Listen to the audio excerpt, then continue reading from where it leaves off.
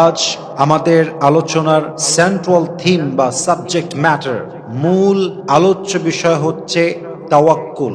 আজকে আমরা জানবো তাওয়াক্কুল কাকে বলে, তাওয়াক্কুল কি, সাহাবা একরাম কেমন করে তাওয়াক্কুল করেছে, মহিয়সী জান্নাতি নারীরা কেমন করে তাওয়াক্কুল করেছে, আল্লাহর হাবিব সাল্লাল্লাহু আলাইহি ওয়াসাল্লাম সহ আল্লাহর যত নবী দুনিয়ায় এসেছেন তারা কেমনে তাওয়াক্কুল করেছে। আমাদের লাইফে আপদে বিপদে মুসিবতে আমরা তাওয়াক্কুল করব কেমনে, তাওয়াক্কুলের স্ট্র্যাটেজি কেমন হবে, তাওয়াক্কুলের মূল ডেফিনেশনটা আসলে কি, আল্লাহর উপরে তাওয়াক্কুল করা এটা আসলে কি বোঝায়, আজকে আমরা ইন ডিটেইলস জানার সর্বোচ্চ ট্রাই করব। বলেন সবাই ইনশাআল্লাহ। আমাদের আলোচনার সোর্স হবে দুইটা, এক হচ্ছে কোরআন, দুই হচ্ছে সুন্নাহ। আসুন আমরা প্রথমে কোরআন থেকে শুরু করি। কোরআনে আল্লাহ তাআলা বলেছেন, ওয়ামান ইয়াতাওয়াক্কাল আলাল্লাহি ফাহুয়া হাসবু, whoever trust in Allah subhanahu wa ta'ala, Allah is sufficient for him। আল্লাহ বলছেন যে আমার উপরে ভরসা করবে, আমি আল্লাহ একাই তার জন্য যথেষ্ট হয়ে যাব। সুবহানাল্লাহ পড়ুন সবাই। আমি সবাইকে একটা প্রশ্ন করতে চাই, আশা রাখবো আপনারা সবাই আমাকে রেসপন্স করবেন উঁচু কণ্ঠে উঁচু আওয়াজে। আল্লাহ আমাদের সবাইকে ভালোবাসুক, এটা আমরা সবাই চাই কি চাই না? আল্লাহ তাআলা বলছেন, ইন্নাল্লাহা ইউহিব্বুল মুতাওয়াক্কিলিন, যেই বান্দা আল্লাহর উপরে তাওয়াক্কুল করে, যে বান্দা সুখে দুঃখে তার রবের উপরে তাওয়াক্কুল করে, তাকে ভালোবাসে একজন। বলেন সবাই তিনি কে? You have to put your trust on your Lord if you want to get the love of Allah subhanahu wa ta'ala। যে বান্দা আল্লাহর উপরে ভরসা করে তাকে আল্লাহ নিজেই ভালোবাসে। সুবহানাল্লাহ পড়েন সবাই। আল্লাহ তাআলা বলছেন, ওয়া আলাল্লাহি ফালইয়াতাওয়াক্কালিল মুতাওয়াক্কিলুন, যেই বান্দা ঈমানদার হিসেবে দাবি করে তার উচিত ভরসা করবে, তাওয়াক্কুল করবে, ট্রাস্ট করবে এক সত্তায়। বলেন সবাই তিনি কে? কিন্তু আমার কলিজার টুকরা যুবক ভাই, আমার প্রিয় মা এবং বোনেরা যারা আমাকে শুনছেন, সবাইকে একটা মেসেজ দিতে চাই। It's very very important. মেসেজটা হচ্ছে, তাওয়াক্কুল ইজ নট উইকনেস। অনেকে ভাবে তাওয়াক্কুল মানে আমি কিছুই করব না, I will just put my trust on my Lord। আমি কোনো এফোর্ট দিব না, কোনো ট্রাই করব না, জাস্ট আল্লাহর উপরে ভরসা করব। ইট ইজ কল্ড উইক তাওয়াক্কুল। এটা আসল তাওয়াক্কুল নয়। মাথায় রাখবেন, তাওয়াক্কুল মানে দুর্বলতা নয়। It's a power, it's a strength, it's inner peace, it's silently leaving everything to Allah subhanahu wa ta'ala. Tawakkul means I have full faith in Allah's plan. Tawakkul is just like a map when you're lost. Tawakkul is like a candle in the darkness. Tawakkul মানে হচ্ছে শক্তি। Tawakkul মানে মনের ভেতরে প্রশান্তি। Tawakkul মানে সবকিছুকে best লেভেলে try করে আল্লাহর উপরে ছেড়ে দেওয়া। Tawakkul মানে আল্লাহর প্ল্যানে সম্পূর্ণ বিশ্বাস করা। তাওয়াক্কুল মানে অন্ধকার রাস্তায় এক আলোর ছোঁয়া। তাওয়াক্কুল মানে একটা রাস্তায় আপনি হারিয়ে গিয়েছেন, হঠাৎ সামনে আসা মানচিত্রের নাম হচ্ছে তাওয়াক্কুল। ঠিক কিনা বলেন? অতএব মাথায় রাখতে হবে, জীবন থেকে কিছু হারিয়ে যাওয়া, জীবন থেকে কোনো মানুষ হারিয়ে যাওয়া, আমি আবারও বলছি মনোযোগ দিয়ে শুনতে হবে। আল্লাহ যখন আপনার জীবন থেকে কাউকে নিয়ে যায় অথবা আপনার প্রিয় জিনিস হারিয়ে যায়, আপনি মাঝে মাঝে বলেন, সব কষ্ট আমার কপালে কেন, আমার কপাল এত খারাপ কেন, এত কষ্ট আমার কপালে কেন, এত অভাব আমার কপালে কেন, আমি যারে চাই তারে আমি পাই না কেন, আমার সবচাইতে প্রিয় জিনিস আমার থেকে হারায় যায় কেন? আল্লাহ বলছে, বান্দা শোনো শোনো, তাওয়াক্কুল মানে হলো, তুমি হয়তো ভাবছো এটা তোমার জন্য পারফেক্ট হবে, তুমি হয়তো ভাবছো এটা তোমার জন্য বেস্ট হবে, তুমি হয়তো ভাবছো এটা তোমার জন্য ভালো হবে, বাট বাহ্যিক চোখে যা দেখা যায় বাস্তবে কিন্তু তা নাও হতে পারে।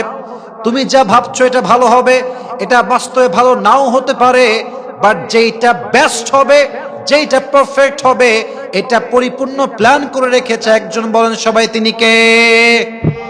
আমরা মাঝে মাঝেই বলি, ওয়াই মি, সব কষ্ট আমার কপালে কেন? Didn't Allah find someone else? Why the hardship to me? Why did he give the pain to me? Why did he take away the favorite things from me? আল্লাহ আমারই কষ্ট দেয় কেন?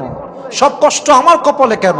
আমি যা পছন্দ করি এটা হারিয়ে যায় কেন? আল্লাহ বলছে বান্দা, নো, কোনো কিছু হারিয়ে যাওয়া, কোনো কিছু চলে যাওয়া, it doesn't mean the end of your life.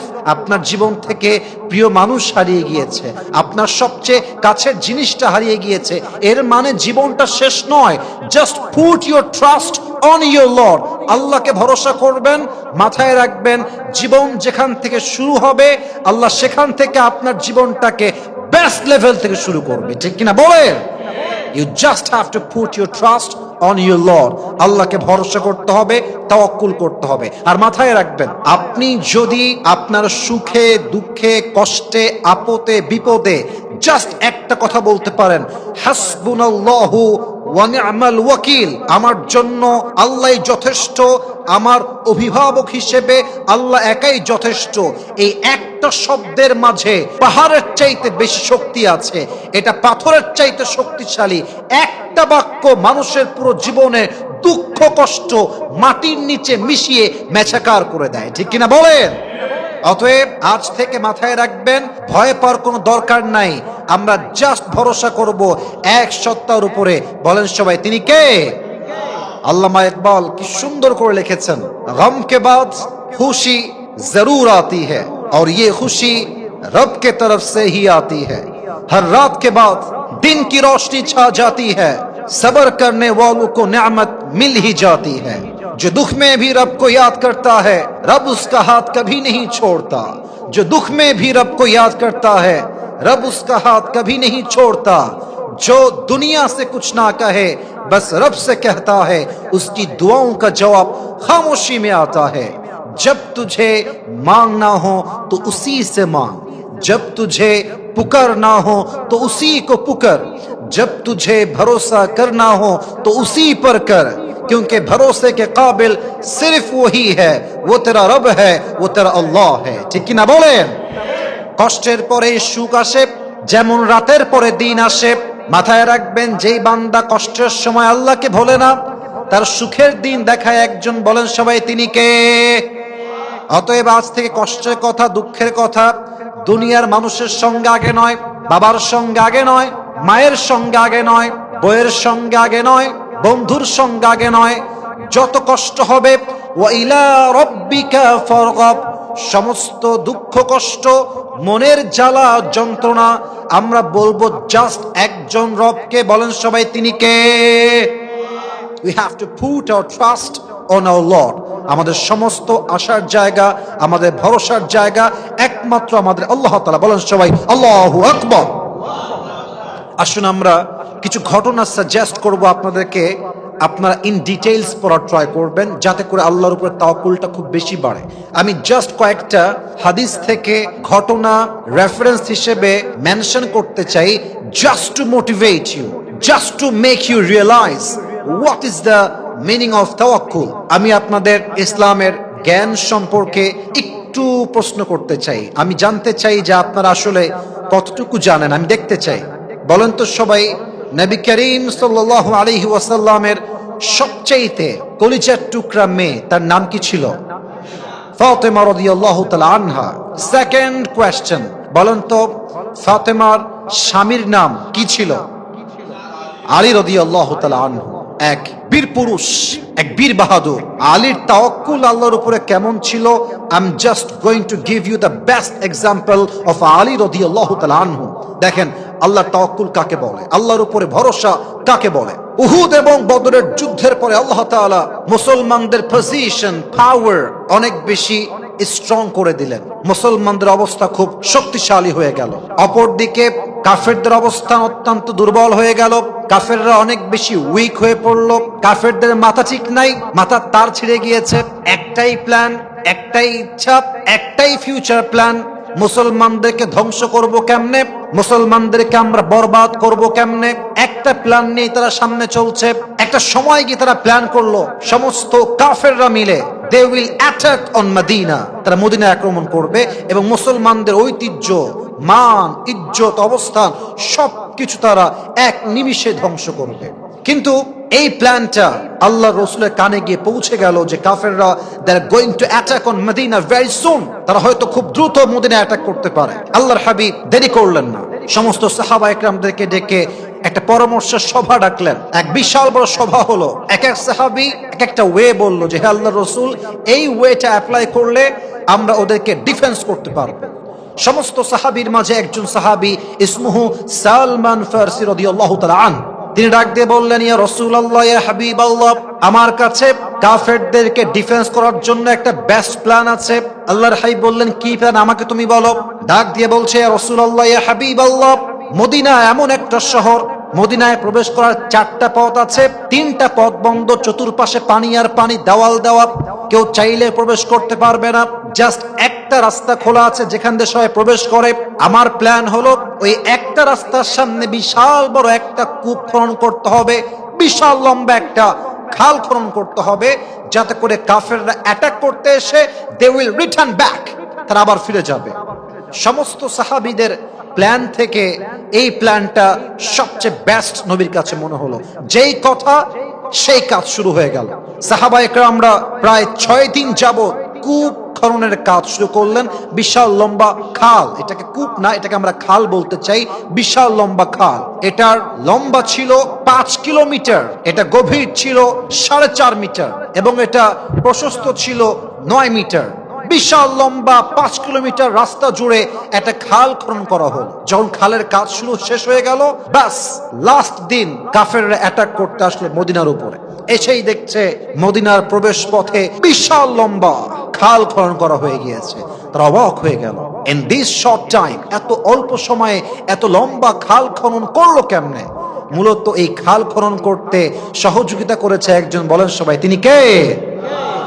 কাফেররা আটকায় গেল। হাদিসে আসছে কাফেররা অপেক্ষা করলো 7 দিন, 10 দিন, 2 উইকস, 3 উইকস। যখন একটা লম্বা সময় পেরিয়ে গেল, কাফেরদের সবচেয়ে বীর পুরুষ কাফের, যাকে ভাড়া করে নিয়ে আসা হয়েছিল যুদ্ধের জন্য, ইসমুহু ওমর বিন মারহাব, সেই কাফের চিৎকার দিয়ে বলল, এটা আমাদেরকে আটকে দেওয়ার জন্য বিশাল বড় একটা ষড়যন্ত্র। আমি আর এখানে একটা মুহূর্ত অবস্থান করতে পারবো না। আমি এখনই, রাইট নাও, আমি খালে লাফ দিব, আমি সাঁতরে গিয়ে মদিনায় গিয়ে একা অ্যাটাক করবো, আমি কাউকে ভয় পাই না। যেই কথা সেই কাজ। আমর বিন মাহরাব এক লাফ দিল কুয়া, সাঁতরে সাঁতরে মদিনায় পৌঁছে গেল। মদিনায় গিয়ে চিৎকার করে বলতে লাগলো, মুসলমানরা কোথায়? সেই বীর পুরুষরা কোথায় যারা প্রায় স্লোগান দেয়, মরলেই জান্নাতি, মরলেই শহীদ হয়ে যাবে? ডাক দিয়ে বলতে শুরু করলো, আইনা জান্নাতুকুমুল্লাতী তুআদুন হালুম্মু ইলাইয়া ইন কুনতুম সাদিকিন। এই মুসলমানের বাচ্চা, তো জান্নাত কোথায়? তোরা না বলিস মরলেই শহীদ, শহীদ হলেই জান্নাতি? তোদের কথা যদি সত্য হয়, আয় আমার সঙ্গে যুদ্ধ কর, 1 সেকেন্ডে শহীদ করে দিব। সব বের হয়ে আসছে, কিন্তু তার সামনে কেউ যাবে, কারো কোনো সাহস নাই। আল্লাহ রসুল বলছেন, কে আছো, বের হও, আমর বিন মারহাবকে ডিফেন্স করো, প্রতিহত করো। কেউ উঠছে না, সব চুপচাপ দাঁড়িয়ে আছে, কেউ হাত তুলছে না। এরই মাঝে আলী রাদিয়াল্লাহু তাআলা আনহু হাত তুলেছেন, ডাক দিয়ে বলছে, ইযান লি ইয়া রাসূলুল্লাহ আন আখরুজা ইলাই, হে নবী, গিভ মি পারমিশন, আমাকে অনুমতি দেন, আমি তাকে প্রতিহত করব। নবী জীবন, Ali, doesn't make any sense, তোমার মাথা ঠিক আছে? ইজলিস, বসো, ফাইন্নাকা লা তাযালু হাদিসা সিন্নি, তুমি তো এখনো still you are young in age, তোমার বয়স কম। আরে বসো মিয়া, তুমি পারবা না, বসো, তোমার বয়স মাত্র 23 ইয়ার্স ওল্ড, 23 বছর। আমর বিন মারহাব অনেক সিনিয়র তোমার চাইতে, সে আরো বীর বাহাদুর, চুপ করে বসো। তো যখন পারমিশন পায়নি, আলী বসে গিয়েছে। সেকেন্ড টাইম আবার আমর বিন মারহাব চিৎকার দিয়ে বলছে, আইনা জান্নাতুকুমুল্লাতী তুআদুন হালুম্মু ইলাইয়া ইন কুনতুম সাদিকিন। কে আছিস বুকের পাটা, আয় আমার সামনে। কেউ দাঁড়ায় না। আলী আবার দাঁড়িয়েছে, ইযান লি ইয়া রাসূলুল্লাহ ফাইন্নী লা আখাফু, হে রাসূল, আমাকে পারমিশন দেন, তাকে আমি ভয় পাই না, জাস্ট একটা পারমিশন দেন। আল্লাহর রাসূল ডাক দিয়ে বলছেন, আলী বসে পড়ো, তোমার মাথা আবেগ কাজ করছে বেশি। এই আমর বিন মারহাব সাধারণ কোন বীর পুরুষ নয়, সে অনেক বেশি বীর পুরুষ, সে অনেক সাহসী, সে অনেক শক্তিশালী। আল্লাহ রসুল ডাক দিয়ে বলেন, সাহাবা ইকরামদের মাঝে আলী বাদে এমন কোন সাহাবী কি নাই যেই সাহাবী আমর বিন মারহাবকে প্রতিহত করবে? এক সাহাবী ডাক দিয়ে বলল, ইয়া রাসূলুল্লাহ, ইয়া হাবিবাল্লাহ, আপনি কি আমর বিন মারহাবকে চেনেন না? এ হচ্ছে এমন এক কাফের, যেই কাফের যুদ্ধের ময়দানে এক হাতে ঘোড়ার লাগাম ধরে আর এক হাত দিয়ে শত্রু কল্লা কোপ দিয়ে উড়িয়ে দেয়। এই হচ্ছে সে আমর বিন মারহাব। আমাদের মাঝে কেউ নাই। লাস্ট টাইম 3 টাইমস, একের পরে এক। এবার 3 নাম্বার, আলী আবার হাত তুলেছে, ইয়া রাসূলুল্লাহ ইযান লি আন আখরুজা ইলাইহি ফাইন্নী লা আখাফুহু ওয়া লা আরজিউ হাত্তা ইয়াকতুলাহু আল্লাহু আলা ইয়াদাইয়া। হে রাসূল, আমাকে একটা পারমিশন দেন, ওর কল্লা কেটে আমি আপনার হাতে দিব। আল্লাহু আকবার। আল্লাহ রাসূল এবার বললেন, আলী যাও, ইযহাব ফাইন্নাল্লাহা মাআকা, যাও, ভরসা রাখো এক সত্তার উপরে। বলেন সবাই, তিনি কে? আরো জোরে বলেন সবাই, তিনি কে? এবার আল্লাহর হাবিব নিজেই তার হাত দিয়ে জুলফিকার আলীর হাতে তুলে দিলেন আর ডাক দেবেন, ইয়া আলী ইযহাব ফাইন্নাল্লাহা মাআকা, তোমার সঙ্গে কেউ নাই, বাট তোমাকে মাথায় রাখতে হবে সব সময় তোমার সঙ্গে আছে একজন। তিনি কে? আলী রাদিয়াল্লাহু তাআলা আনহু জুলফিকার হাতে তুলে সেই কাফের আমর বিন মারহাবের দিকে ছুটতে শুরু করলো। আমর বিন মারহাব ডাক দিয়ে বলছে, মান আনতা আইয়ুহাল গোলাম, হে যুবক তুমি কে, তোমার নাম কি? আলী রাদিয়াল্লাহু তাআলা আনহু উচ্চ কণ্ঠে ডাক দিয়ে বলছেন, আমর বিন মারহাব, আনাল্লাযী সাম্মাতনি উম্মি হায়দারা, আমি হলাম সেই যুবক যেই যুবককে তার মা নাম দিয়েছে হায়দার। আলীর নাম ছিল করারে হায়দার। করার মানে হচ্ছে এমন একজন যুবক যেই যুবক বারবার বারবার আক্রমণ করে। আলী রাদিয়াল্লাহু তাআলা আনহু এমন একজন সাহাবী যিনি বারবার বারবার বারবার অ্যাটাক করতেন। আনাল্লাযী সাম্মাতনি উম্মি হায়দারা, হে যুবক তোমার আসল নাম কি? বলছে, আমার আসল নাম হচ্ছে আলী। আলী? ও আচ্ছা আচ্ছা, আলী বিন আবি তালেব। তুমি কি আলী বিন আবু তালেব? বলছে, ইয়েস, আমি হলাম আলী বিন আবি তালেব। আরে ভাতিজা, যাও যাও, তোমার বাপ তোমার ভাই লাগে, তোমার আমি মারতে পারবো না, যাও যাও, ইরজিয়া ফাইন্নী লা উকাতিলু সিবিয়া, ফিরে যাও। I don't kill the baby, আমি বাচ্চাদের গায়ে হাত তুলি না, বের হও, যাও যাও যাও। এই কথা শুনে আলী প্রচন্ড ক্ষেপে গিয়েছে। তুই কারে বাচ্চা বলিস? কাকে তুই বাচ্চা বলিস? এবার আলী চিৎকার দিয়ে বলছে, যতই তুমি আমাকে বাচ্চা বলে টিটকারি করো না কেন, যতই তুমি আমার গায়ে হাত তুলবা না বলো না কেন, আমি তোমার কল্লা না নিয়ে এখান থেকে এক পাও পিছু হটবো না। এই কথা বলার সাথে সাথে আমর বিন মারহাবের ব্যক্তিত্বে আঘাত লেগেছে। আমর বিন মারহাব বলছে, হাউ ডিয়ার ইউ, এত বড় সাহস তো, আয় অ্যাটাক কর আমার উপরে। আলী বলছে, ইসলাম আমাকে শিখিয়েছে প্রথমে অ্যাটাক তোমরা করবা না, যে অ্যাটাক করবে তাকে তোমরা ডিফেন্স অ্যাটাক করবা, ঠিক কিনা বলেন? তুই আমাকে আগে অ্যাটাক কর। এবার আমর বিন মারহাব আলীকে হত্যা করবার জন্য, অবাক করা বিষয় হচ্ছে আমর বিন মারহাবের পুরো দেহটাই হচ্ছে লোহা দ্বারা বেষ্টিত। তার দেহের পোশাক লোহা দ্বারা তৈরি, তার মাথার মুকুটটাও লোহার দ্বারা তৈরি। এবার আমর বিন মারহাব তার এক হাতে ঢাল নিয়েছে, আর এক হাতে তরবারি নিয়েছে। একটু পর সে ঢালটা সে ফেলে দিয়েছে, 2 হাত দিয়ে তরবারি ধরেছে। আর আলীকে বলছে, আলী প্রস্তুত হয়ে যাও, আজকে তোমার জীবনের শেষ দিন তুমি অতিক্রম করছো। বাস 2 হাতে তরবারি নিয়ে 2 পাটা উঁচুর দিকে উঠিয়ে এই তরবারি পেছনের দিকে নিয়ে দেহের সমস্ত শক্তি এক করে আলী বিন আবি তালেবের ঘাড়ে বিশাল উঁচুর থেকে একটা কোপ দিয়েছে। আর আলী বিন আবি তালেব তার সমস্ত রণকৌশল দিয়ে, যুদ্ধের কৌশল দিয়ে তার ঢালটা ধরে সেই অ্যাটাককে ডিফেন্স করেছে। হাদিসে আসছে তার আঘাতটা এত মারাত্মক ছিল, আলীর ঢাল 2 আধখান হয়ে একটা কোপ হালকা ছোঁয়া আলীর ঘাড়ে লেগেছে। বাট আলী এমন বীর বাহাদুর, এক চুল পরিমাণ তার জায়গার থেকে সে নড়ে নাই। আল্লাহু আকবার। এবার আলী ডাক দিয়ে বলছে, আমর বিন মারহাব, গেট রেডি, গেট রেডি, এবার তুমি প্রস্তুত হয়ে যাও, ইটস মাই টার্ন, এবার আমি তোমাকে অ্যাটাক করব। আলী রাদিয়াল্লাহু তাআলা আনহুর সঙ্গে সৈন্য নাই, তার দেহে কোনো লোহার পোশাক নাই, তার মাথায় কোনো লম্বা মুকুট নেই লোহার, কিন্তু একটা জিনিস আছে, তার নাম হচ্ছে তাওয়াক্কুল। আল্লাহর উপরে তাওয়াক্কুল করে আলী রাদিয়াল্লাহু তাআলা আনহু জুলফিকার হাতে নিয়েছেন, একটা লাফ দিয়েছেন, উঁচু থেকে উঠে 2 হাত দিয়ে আমর বিন মারহাবের ঠিক কাঁধ বরাবর বিশাল লম্বা একটা কোপ দিয়েছে।